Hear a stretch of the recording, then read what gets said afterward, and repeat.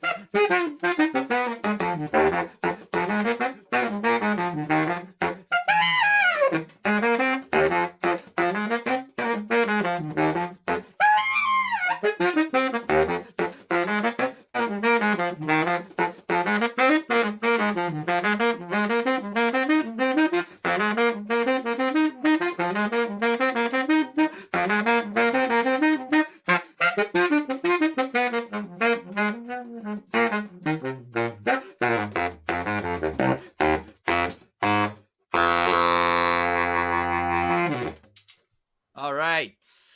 Okay. Just thought I would start with a little jam there. Okay. Hey, everyone. Thanks so much for joining me today. And I would love to talk about busking.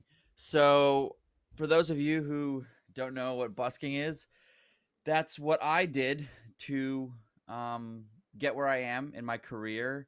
That's how I worked on my skills as a saxophone player.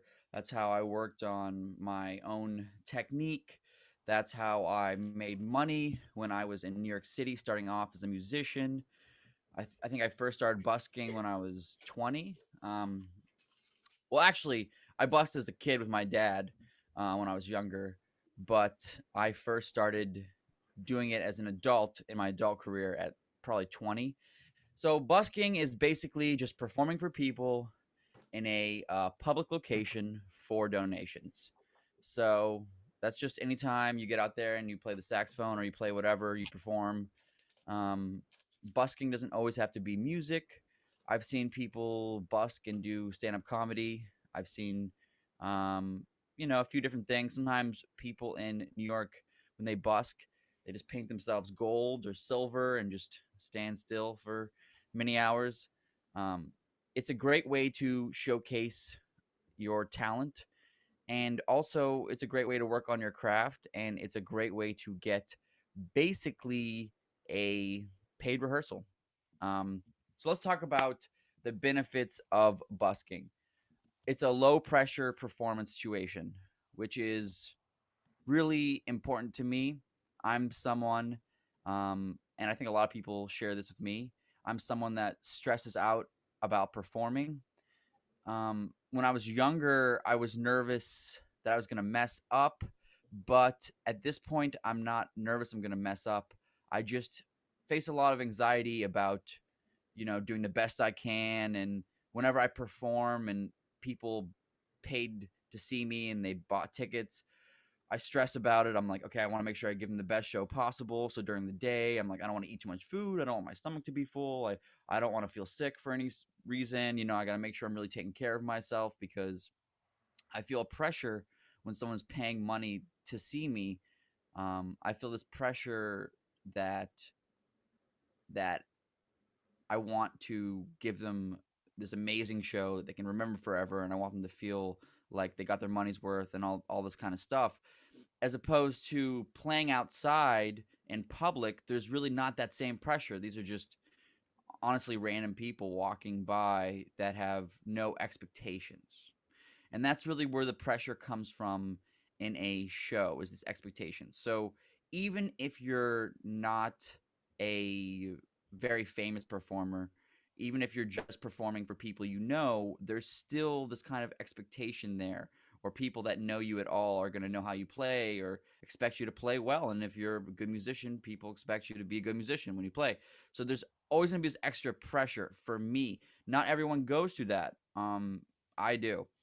So it's a great situation for me. I also, another part of this low pressure is the fact that you don't have to be on time. There's no um there's no schedule. Um if you miss the spot, someone's at the spot that you want to take, then you can wait for them or you can go there tomorrow or whatever. But there's not this type of pressure where if you're late, are we going to start the show? There's some situations I've been in New York when I was a freelancer where I would think I was totally on time, and then the train stopped, or this broke down, or that happened, and I'm running late, and um, that can be really scary. So when I was in New York, I would always leave an hour before the gig. So so then when I started playing the subway, it was a really nice transition because I would just leave, at a regular time, because if I was a little bit late, it's not this huge deal. Again, because of that pressure. So that's really nice. Okay, the next thing about busking, and I think this is my very favorite thing about busking, is that um, you can work out new repertoire. So whatever new songs you're working on, whatever new things you're working on, you can play, and you can immediately see people's reactions. It's such a perfect situation for composers, for performers that are composing their own music, because you can not only immediately see people's reaction, but you can see what type of people like what type of song. In the subway, a lot of times we'd play a new song and it'd be like, oh, maybe this song isn't doing so well. But then there's kids getting out of school, and all the kids really like that beat. They're like, oh, okay, that sounds like, like a hip hop beat, like something that's a little more current. You see all the kids doing the dances, and it's like, okay, so this song is cool, but like maybe a younger crowd likes it. Or we might be playing something that's a little more um, reggaeton or something, and a specific type of person sees us, or like an older person or something. Um, so it was really interesting to see who liked what. Also, it gave us the chance to be like, okay, we wrote these 5 songs. Okay, three of them are doing pretty well. One, it's like no one seems to really ever stop and give us money, so maybe we don't really need that song. And then one, it's like, oh wow, people love this song. This is the song.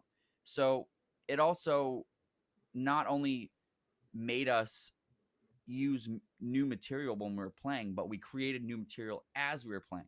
So we're like, it's this like amazing experience where like we're writing the music and based on the sections that people like is like what the song is. Because we would just go down there and jam, and we had to have songs so we could like sell CDs, and slowly over time we would start building a repertoire based on like what people liked. So that's something that people would pay a lot of money for, from a label or something, getting that type of feedback, and it's thousands of people. So, um, every city's different. In New York, there's such a huge range of people from other countries and people from different ages and all different ethnicities and all that stuff. So it is nice to find a central kind of hub like that, but I think it's worth busking anywhere.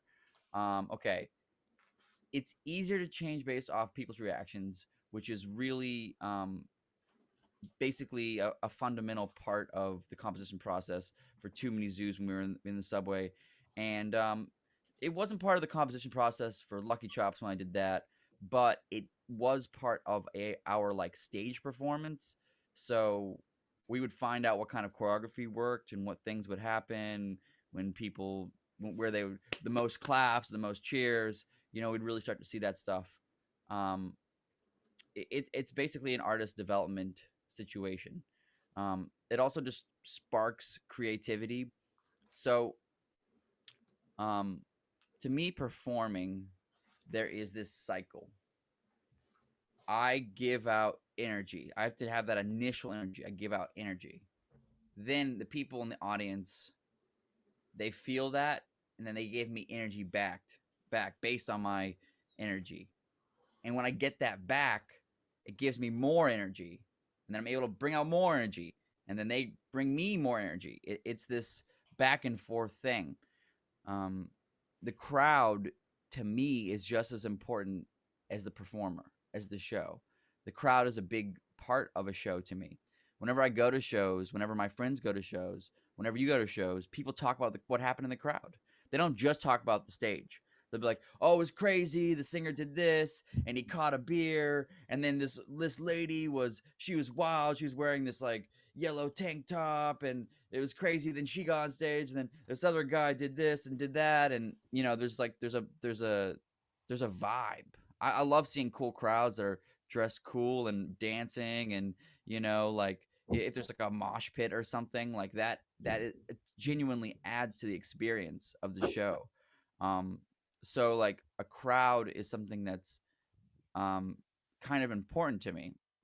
So my issue is that when I perform, it's just like a lot of pressure every time, which is fine, but I don't find that I can truly practice performing because when I'm in my room by myself, I don't get that energy, the recycled energy that I'm talking about. I give out the energy, they give me energy, blah blah blah. So I don't get that whenever I practice by myself, but when I'm performing, there's that pressure to do all the material people want to hear and to do this, kind of perfect show where, as you guys might know, if you're doing a performance, you're probably not risking playing new things and trying out new stuff. You're mostly playing the stuff that you can really play correctly.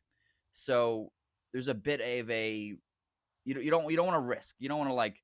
I'm not trying to play a show and do like five new tunes and like do like a free improv for like 20 minutes.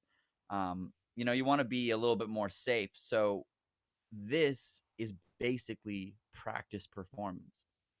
That's like the that's like the best. That's like my favorite thing it's practicing performing because you are performing for people, but it's such low pressure that's not a big deal. So some people say, okay, well, people are filming all the time. What if you really mess up or whatever? It just does not matter at all because no videos of me messing up have ever gone viral. It just doesn't happen. If it's a bad video, it just doesn't. The internet just doesn't do its thing. It has to be like a bomb video. So it really works out that well because when I first started playing in the subway, I used to mess up all the time, especially when I was dancing. My saxophone would just like fall out of my mouth. I always bump my knee against my saxophone. Um, so it took so many years for me to get to like 2 or 3 years to get to the point where I'm like really like dancing and like playing the sax and not like messing up. And all during that time, there's videos of me, but like maybe 100 views, 200 views, 500 views, nothing crazy. So it really is it really isn't a big deal, even though it might seem like a big deal.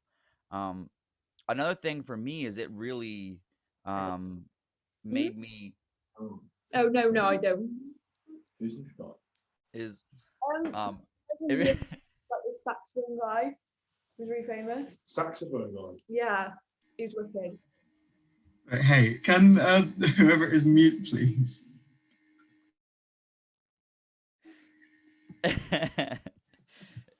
anyways, so I don't know what I'm talking about, but oh yeah, yeah. So okay, so playing the subway, of course, that's what I'm talking about. I'm talking about busking. So when I would be performing in the subway, I would play a little bit. Um, I would play a little bit, or I would dance a little bit, and then I would notice that the more I danced, the more money I made, which was like a great incentive because I would just like dance all day and play all day. And to be honest, like I don't even like practicing. Like I don't even. I like. I like practicing. Like I like eating vegetables. Like not really. Like it's fine.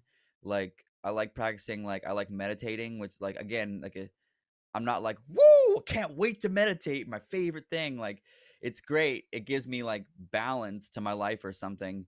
But I never was someone that really like loved practicing. So this was a great incentive because I was like, if I just play all day, like I'll just make money all day. So it was cool incentive for someone that maybe isn't like a supernatural to just like practicing all the time, all day. Um, so yeah. So okay. So then we're talking about benefits. Also, you can get gigs. You can just get gigs. Um, if you're out there, you're playing. It might be the first day, the second day, the third day, fourth day, but eventually people are gonna ask you to play parties, and you never know who is gonna ask you to do what. Um, we were playing on the subway, and uh, Beyonce's musical director saw us, and he hit us up on Facebook. It was really funny. He's like, oh, I'm Beyonce's musical director. We're just kind of like, okay, Beyonce's musical director, sure.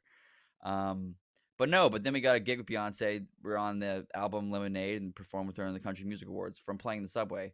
So I mean, that's an extreme example, but like, it's real, you know.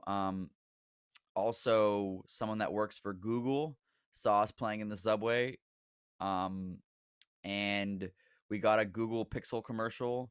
Um, that was like an international commercial, 2017 maybe. Um, that was really nice.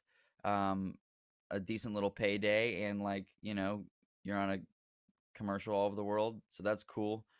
Um, there's also like a great community of people to connect with that busk. Um, Not everybody is like super friendly, but there's a lot of talented people that busk that know all about it that um, are cool. Honestly, I just miss going to the subway every day and seeing the break dancers, and there's this lady that could like play a saw. I don't know, it's hard to explain. Um, and like it was just cool. I always felt like every musician has to launch their career from a from like a place in time, like from a scene, some type of music scene. You know what I mean?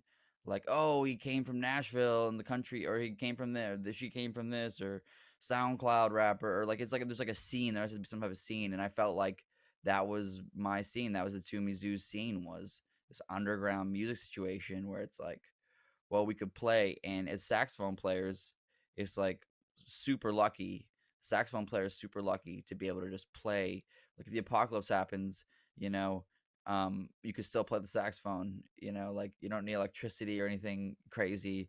Um, you know. Also, I will say volume. There's no better way than like having to be on the street or be in the subway or be somewhere in a public place where you have to blast playing. Like, I'm not gonna lie, it's like pretty painful at first, but like you get some serious volume. Okay, so I've talked over the benefits. I want to.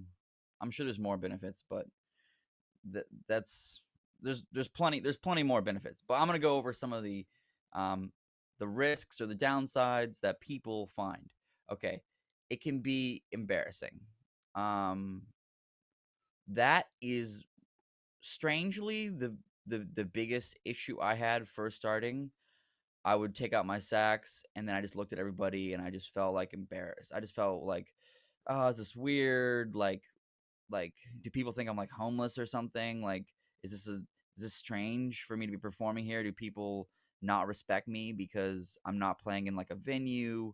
Um and what really got me over that was that I was playing so many gigs that time at that time in New York, and none of them were paying that well. And I was trying so hard, and it can be really hard to start off as a musician because um, until you kind of have a reputation, people just expect you to work for free a lot. Um, and for me, I just had to get over it because I was like, I gotta make some money, and I just gotta do this. So if I wasn't hungry like that, I don't think I would have been able to continue going because I just felt this strange embarrassment. Um, and now I have this like real confidence that I can just tell you, like, nah, like, whatever. People go perform in the street. It's awesome. It's a super sincere form of art. And it's real. It's real. You have nothing else. You don't have mics. You don't have a sound person. You don't have an engineer. Um, you don't have a promoter. It's just you in public trying to prove that you're talented and that you can entertain people.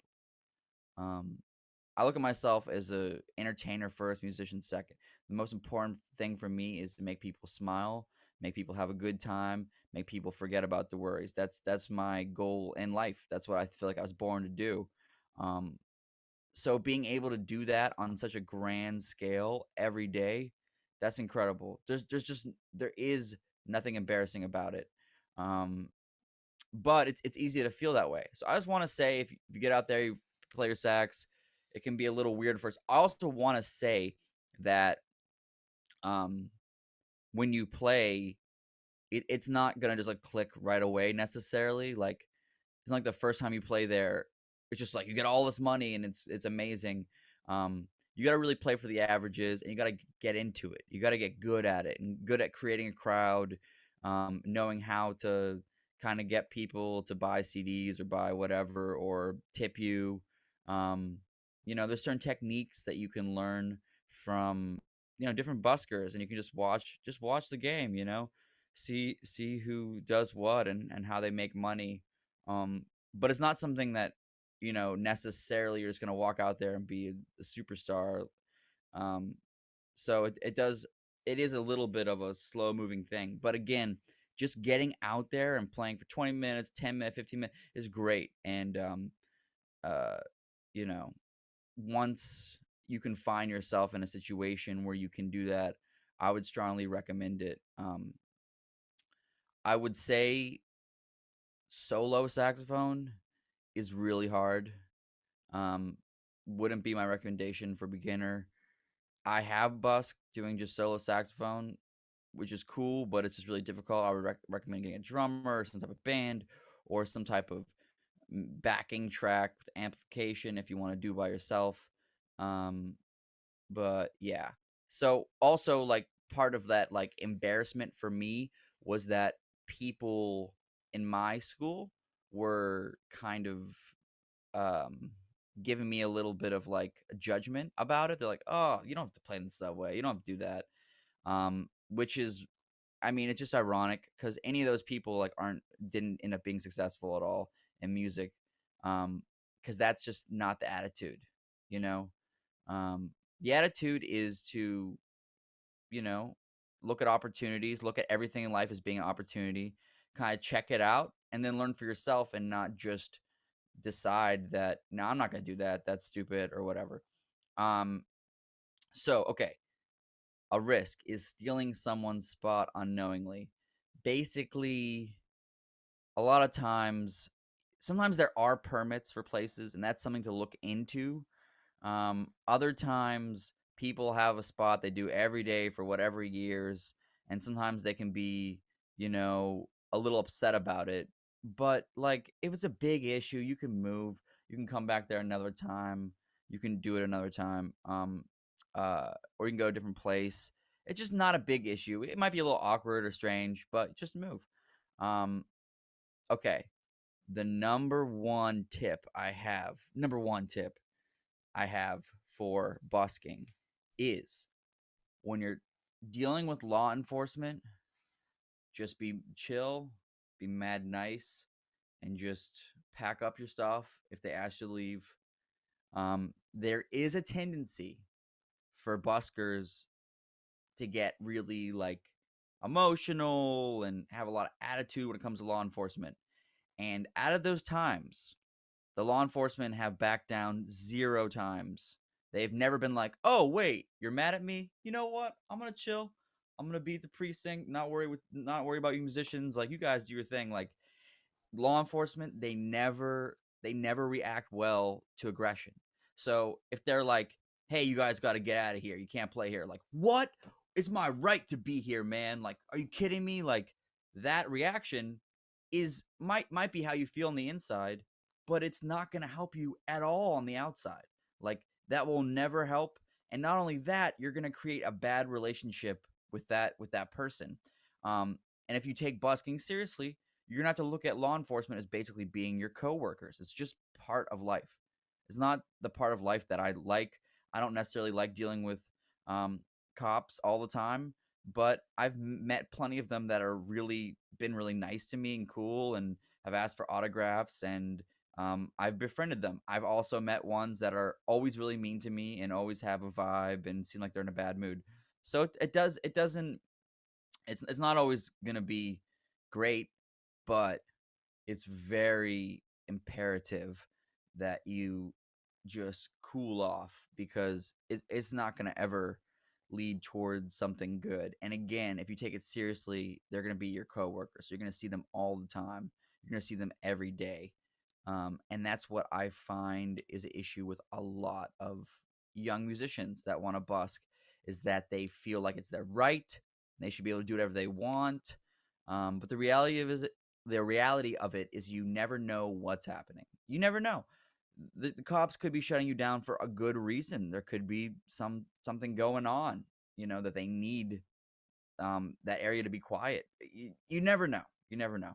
Or they could just be, giving you a hard time. But always be over the top nice and respectful, because that really saved us. That's how we got through so many months, so many years, is just being respectful and courteous. Okay. Yeah. So, okay. Where to start when it comes to busking? Now we've talked about the pros and cons of it. You want to find people that have been busking and start playing with them. So I hit the jackpot, because the drummer for Too Many Zoos, the King of Sludge, he was busking for like 20 years before he met me. So we started playing in a different band together. He asked everybody in the band, "Hey, like, I want to start playing more often." We used to call it hitting. He's like, "I want to hit more often." He's like, "Whoever wants to hit tomorrow, show up." I was the only person that showed up. And we started playing together. He got me on the game. He got me on knowing where to play, when to play, what like the different territories of who plays here normally, who plays there normally, who not to mess with. He's the one that told me to be nice to police. He's like, dude, like you're gonna see this dude tomorrow. Like just be nice to him. Like it's gonna be mad awkward if you're like mad, you know. And to an extent, they have more power than you, so you don't want to get in a bad situation. Um, so that was super helpful to me. Finding someone that kind of knows what's going on. If you can't find that, go out and play by yourself. Find spots. It's fine. Maybe get a buddy. Um, but but yeah, try to find someone if you can. That's the best way to start. Um, if you feel like there's a cool band that busks in your neighborhood or in your city or whatever, if there's a place, maybe just ask them if you could play with them sometime and offer to play for free. Um, that is a technique that I use in a lot of situations, offering to do something for free. When you offer to do something for free, that is great because you actually have the ability to show your value, present your value to them.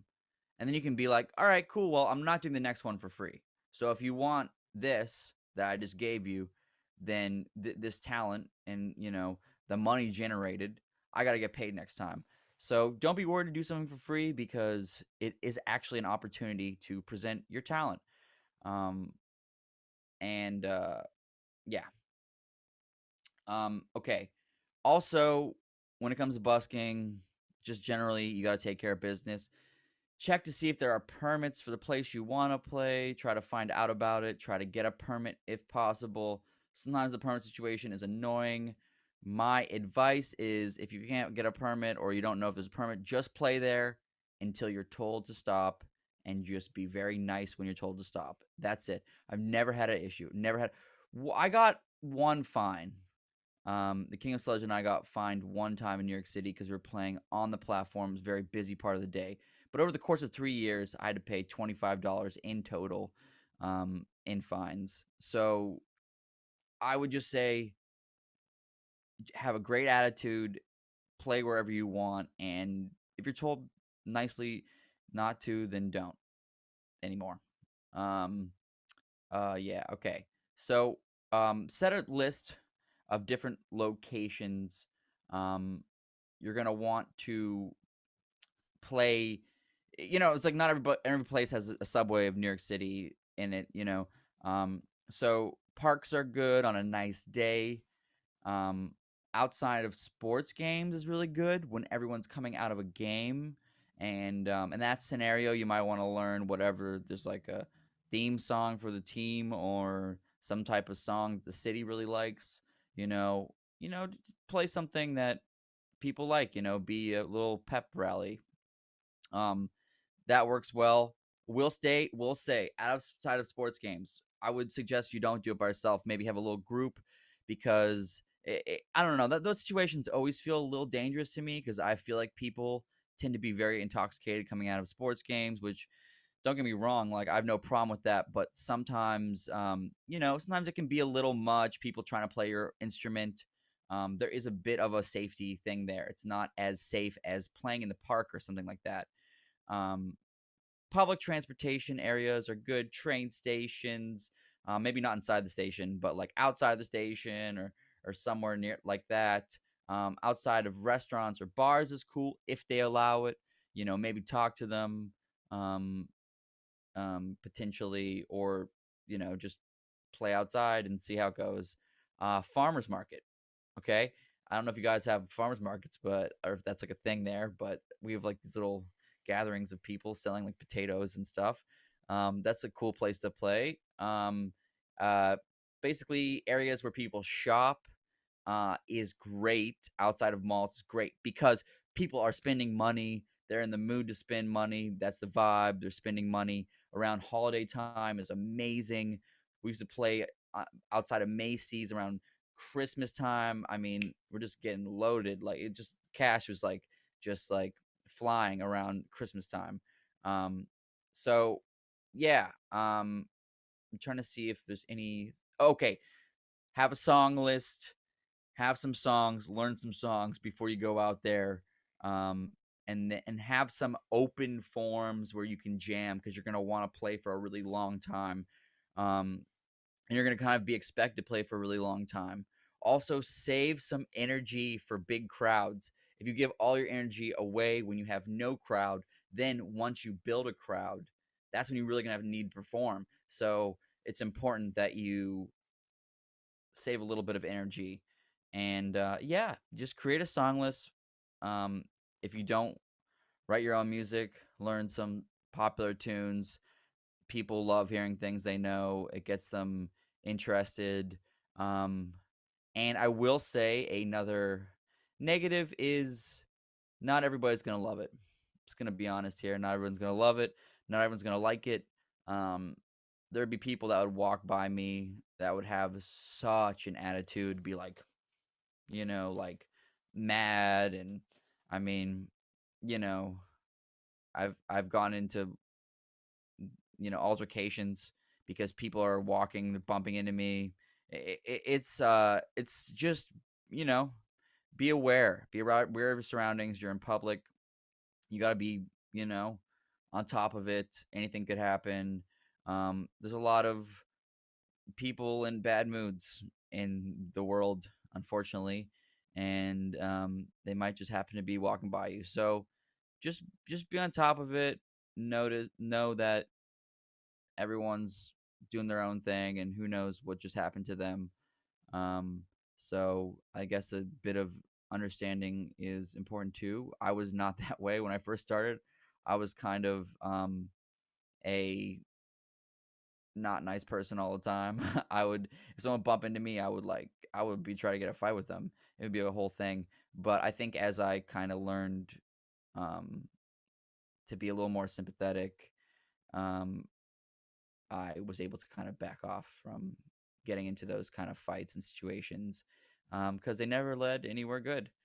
And yeah, just be a nice person, be chill, and perform. Um, I think that's basically what I prepared. Is there any questions?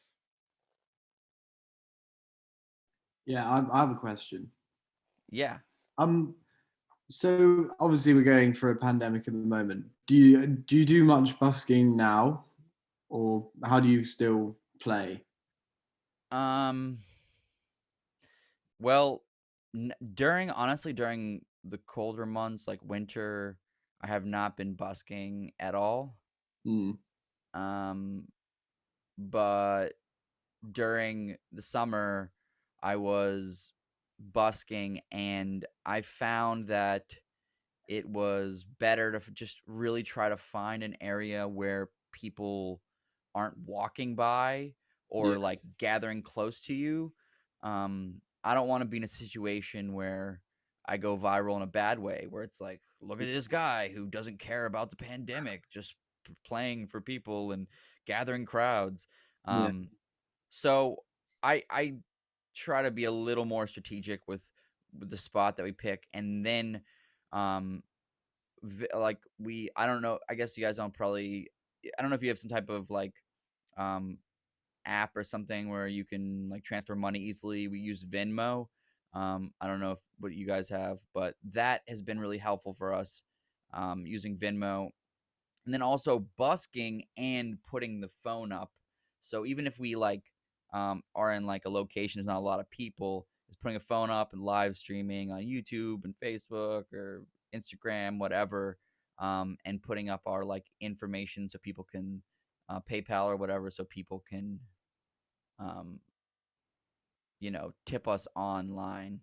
But no, I haven't really been doing busking during the winter, at least because I just don't think it's a good move to be playing indoors right yeah. now. Okay, thank you. Of course, Got a question. Do you see yourself busking for the rest of your career, or are you thinking you want to go down a different path, or is it what you love to do and you want to carry on doing it?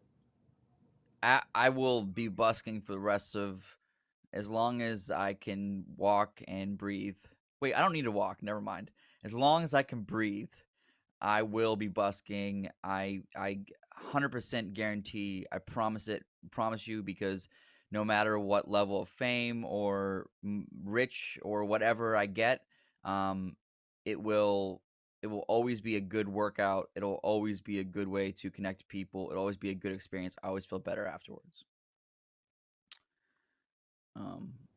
And you just write music differently, you know? I just love writing music on the spot for people. Nice. Do you want to go? I've got a question. What led to you performing at the BBC Proms a few years ago? Was that another thing where someone came up to you while you were busking, or was that a different process? Oh, the conductor Jules Buckley saw me, but I mean, he saw a video of me busking, so it's still connected to that. He saw a video of that, and then the trumpet player in his orchestra, I actually went to Blake. I actually went to college with him, and he's like, yeah, I know that dude. I have his number, and Jules just called me, and he's like, you know, hey, you want to play Monin in Royal Albert Hall? And I was like, I guess so. I mean, I don't see why not. You know, yeah. So yeah, so it was still kind of through busking that I got that gig. That's pretty cool. You touched on it slightly there about the internet affecting, like, coming up when you went to the proms and how he saw you. But I was wondering how it's affected your career in general and how social media has helped you grow. Wait, sorry. How what has affected my career? Sorry. Social media and the internet. Oh, okay. Well, it's affected my career in a huge way because there's this going viral thing that, like, I was really, like, thinking about when we first started playing the Subway. Like, I was like, okay, I feel like we're gonna have a viral moment. It's gonna be like a video where a lot of people watch it, because to me what we were doing was really awesome, and I just had this feeling, and that's kind of like what kept me going, honestly. Like, I was like, I think that someone's gonna make a video and a bunch of people from all over the world are gonna see it.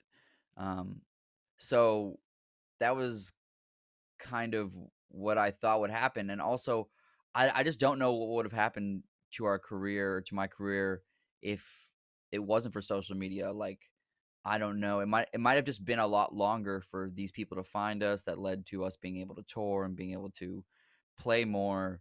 I will say, social media does it's like awesome, but like it also just like is like annoying. Like, I can't even spend too much time on social media. Like, I can't. So when we first started, like, kind of popping off, I remember the first time I read like a negative comment, like that feeling of like, what? Excuse me. Like, you don't know me. Like, I have a great tone. Like, it's an iPhone recording. And I'm like, this is an iPhone recording. You don't know, like, I have a really good tone. I do overtones all the time. You have no idea, blah, blah, blah. Like, you know, like, I was that guy at first. And that was like so freaking exhausting. It took me a while to realize how much, like, trolls don't matter, and how, like, they're just, it's like not even like, it's just a situation that would never come up in my life. Like, no one has ever come up to me and been like, yeah, like, you have a really bad tone, or like, you're not a really good player, or whatever, or just something like blatantly mean.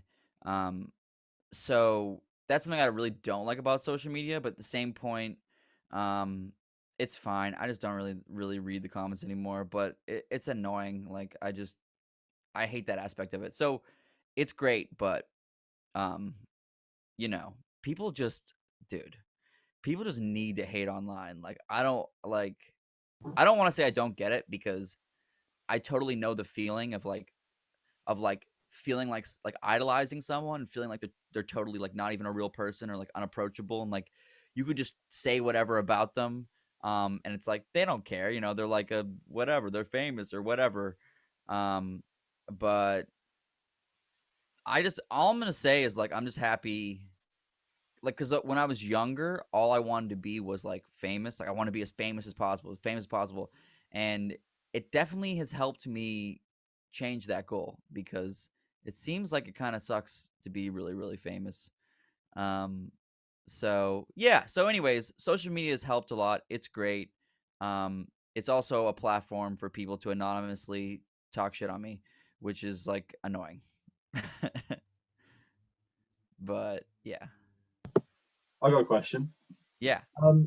That probably a stupid question, but do you know in that moaning solo, you know those just ridiculous high notes? Do you have like a specific technique you use to get them? Because I'd love to know. Yeah, like I just like push really hard. Like it's like a squeak. It's like a controlled squeak. Like the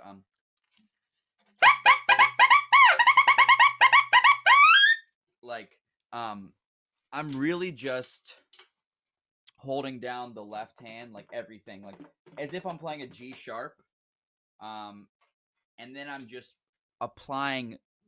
So all my techniques are really based on like the amount of it's between the throat and the amount of pressure that I'm applying on my bottom lip.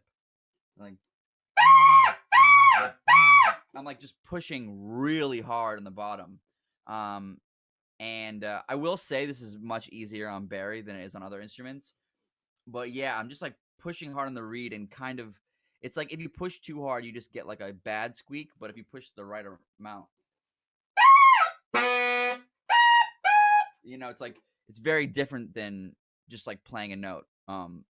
It's forcing a squeak. Basically, that's how I first started playing altissimo, and it took me a little while to realize like that's not really altissimo. But yeah, it's just the amount of pressure that I'm applying to the reed, and also just a lot of practice messing around with it. One thing I do that helps is if you can hold down all, like in that situation, I'm like trying to move my hand, so that's why I do that. But if you can hold down all the notes, it's actually easier. And then if you toggle the F and E like this, it helps kind of tune it. I don't really know why, but that makes me able to do this kind of stuff. Like,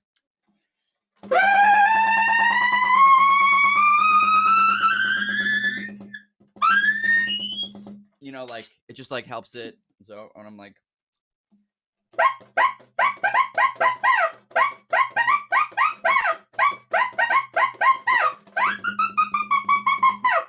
you know, so that helps a lot. But in the situation of the BBC proms, I want to look cool, so I had to only do one hand. But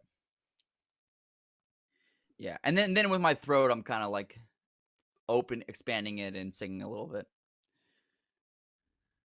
I have a question. I've seen online you playing clarinet and like videos on that. I'm a clarinetist. I thought that was really cool. What other like members of sax family have you played on? What did you start on, and how did you end up with Barry? I started on the clarinet because my mom had a clarinet, and I wanted to start an instrument because I just liked music. I loved the clarinet. I really loved the clarinet, but I always just, there was something about the saxophone I thought was cool. And I just think I saw like this dude like one time playing the sax. He had like sunglasses on, and I was just like, oh, it's just so cool. Like I just thought it was so cool or something.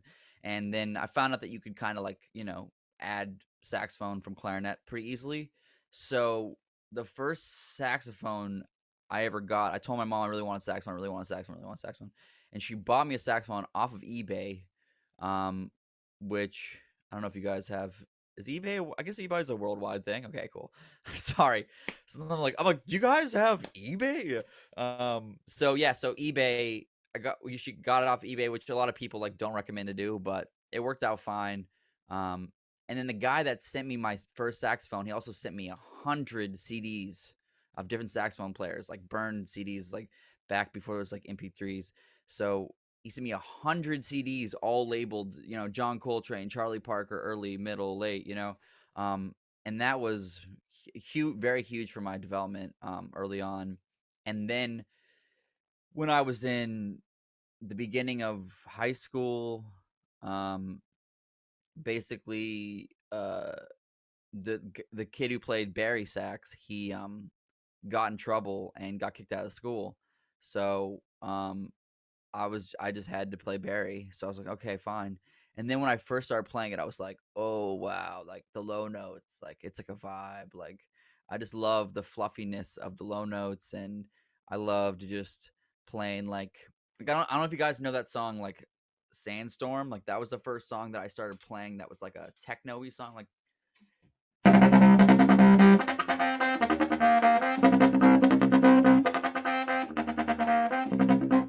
like that was the first like techno song that I transcribed when I was a kid. Like I was like, man, I want to sound like that. Like, and I just didn't find that you could really do that stuff on tenor and alto as easily. I just love that overtone sound, that like the coolness to it. Also, to be honest, there was just like less competition on the Barry sax. So I wanted to get a good scholarship to school and all that kind of stuff. So yeah, I also play alto. Um, I I really don't like soprano. I really, really, really don't like soprano. Like, mm, no, thank you. But I still, play the clarinet. I think recently I've gotten more confidence to play clarinet because when I studied classical clarinet when I first started playing clarinet, and that's it's really difficult, and also there's this. I felt in like classical music that there was such a obsession of perfection. Like it's like you need to play this part exactly this way. It has to be exactly this way at 154 BPM and the staccato and this and that, and you want to sound just like this person that has done it before. And it's like, why do I want to sound like some dude that did that before? Like I'm trying to sound like this new thing, not like I want to do it my own way. I want to have my own style. I don't want to play it like this recording. So yeah, so that it turned me off from clarinet because I just felt like, man, I do not want to practice 4 hours a day just to sound like someone else. And then recently I realized, whatever, clarinet doesn't have to be what I thought it was when I was a kid. I can make it my own thing, and I can have my own style on clarinet. So recently I've been playing a lot more clarinet. It's been really fun. I really miss it. Great, it's great instrument, great instrument. And incredible range. What a great range. Um, but yeah, yeah, it's basically I have a question. Would you sure. consider digital audio workstation as cheating? Um, I I don't know. I don't really. No, I don't think it's cheating. It's just a different thing. Um, I don't know if I consider anything musically to be cheating. Really, um, I don't really consider. Yeah, I don't really consider anything to be cheating. It's like whatever. Everybody does different things. We're all just making art here. Whatever way you make art is totally valid to me. Um, and if it's cheating, then I like, if I view something as cheating, then I'm gonna start doing it because I want to cheat too. Um, so yeah, I understand what you're saying, but no, I don't view it that way. I view everything is just different ways of creating art. It's like baking a cake. There's different ways to do it. I think, I don't know. I've never baked a cake, but um, I'm assuming there's different ways to do it, and maybe if you use a different type of oven, it would be faster. But I don't really consider it cheating. So how often do you use it? I honestly, I have been a bunch during this time just because I've wanted to make more music, different types of music, like electronic music. So I've kind of been messing around with more stuff like that during the last year. Before that, I really didn't. It was just like on the road. I got an octave pedal and I got my mic, and that's it. But now I'm trying to like maybe have more track and different things going on. It's just something fun to do. I have a question. When you play really fast passages, are you doing very quick single tonguing or double? Like how quick? Yeah, so for me it's always single tonguing, but like like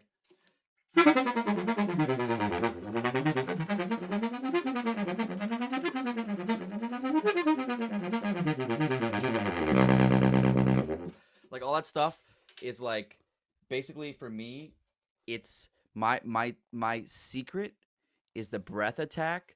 So a lot of people think of the tongue as creating the attack, but to me the attack comes from like like if it's a winter time and you're trying to see your breath, you know, that kind of warm air, that is where the attack comes from to me.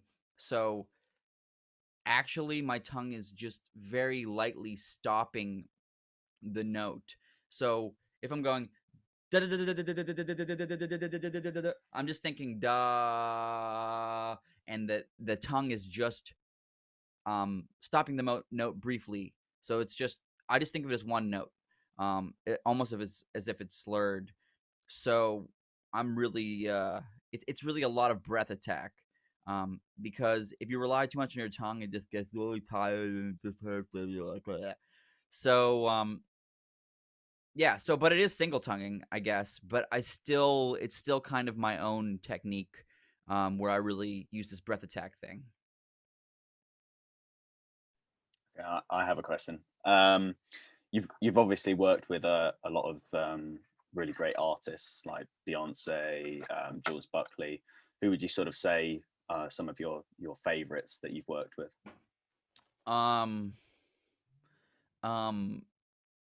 Okay, go check out this band called the Floozies. We did this tour with, it's like it's like crazy electronic, like dubstep. Two brothers. It's like funk, but it's like funk and like dubstep. It's like really cool. We did a tour with them, and that was super cool. Just because their crowds are like so crazy, like it's like exhausting too. Like it was kind of nice getting off the tour, just being like, whoa, okay, that's a lot, you know. And then I mean, Beyonce was a, you know, angelic experience. It was, I don't know, like amazing. I don't know, it was great. It was not a letdown at all. I don't know. A lot of people are like, "Oh, don't meet your, you know, heroes or whatever, because it's like they're normal people or whatever." And I was like, I don't know. I was not disappointed whatsoever. She was sick. It was dope. And Moon Hooch. I love working with Moon Hooch. Those are my dudes. Michael Wilbur. Shout out Michael Wilbur. We're like best buds. I just love, you know, collaborating with different people. 5 Alarm Funk, those dudes get down, from Canada. Check out 5 Alarm Funk. Like I love playing with them. I'm sure there's plenty more that I can't think of right now. But yeah, that's a few.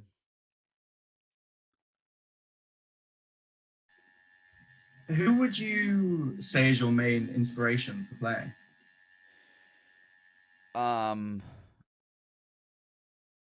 My main inspiration, like, I would say my main inspiration, my first inspiration would be like John Coltrane, because that was like the first time I was like, whoa, like saxophone, like it was like the first time I realized how like beautiful of an instrument it could be and how many notes you could play, and just like kind of you know, the bound, that was like the first. Then I mean, Michael Brecker is such a huge inspiration to me. After that, I was like, whoa, okay, this is like another level. So go check out Michael Brecker if you haven't. Barry Sachs wise, I would say Ronnie Cooper might be the biggest inspiration. His sound is just so bright and awesome. I never really heard like a Barry Sachs that was like bright like that. It really inspired me to play the way I do. As far as just performing goes, like just James Brown, like I was just like, man, I want to go up on stage and just dance and have fun. Yeah.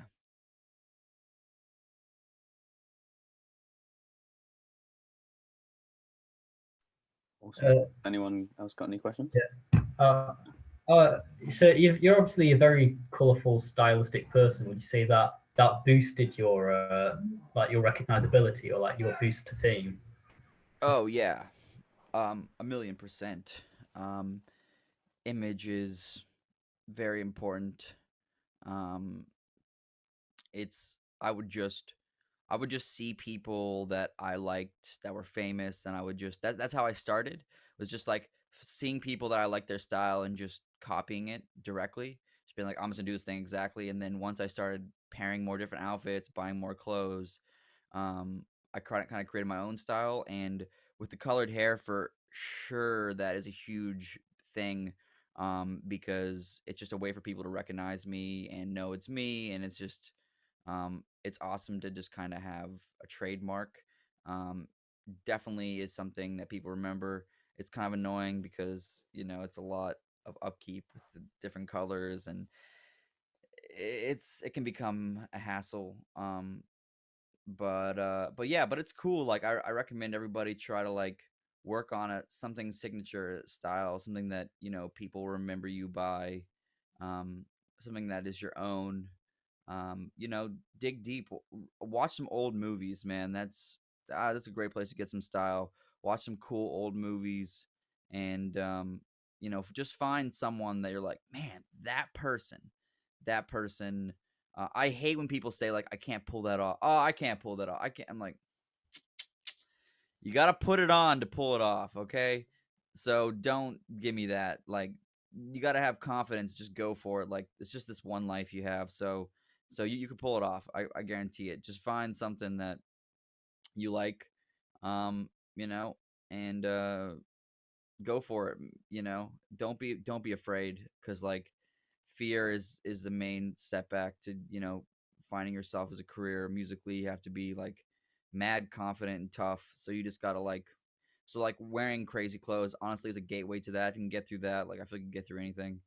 um and I had some issues in New York with that too, but it is what made me who I am. So I'm into it. You don't have to dress like me, but I would really suggest everybody find some type of style that's, something that can set you apart, something that is a little unique, whether it's a hat or type of sunglasses, or just even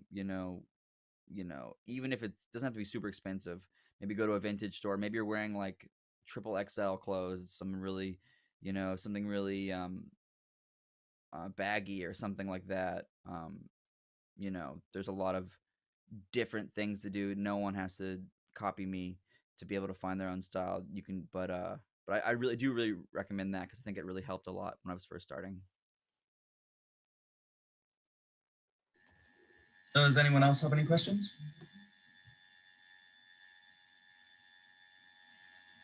No? Okay, wonderful. Well, I just want to say a massive thank you to Leo for coming and doing a talk for us. You've been amazing. Thank you very much. Oh, yeah. You've been the first and hopefully quite a few professional musician talks for us. So we'll be posting more about that on our social media. We'll send out emails when we get other people to come. But no, massive thank you to you for being our first, and have a good time. Thank you. Thanks, everybody. Really appreciate so much. that. Thank you very much. Thank you.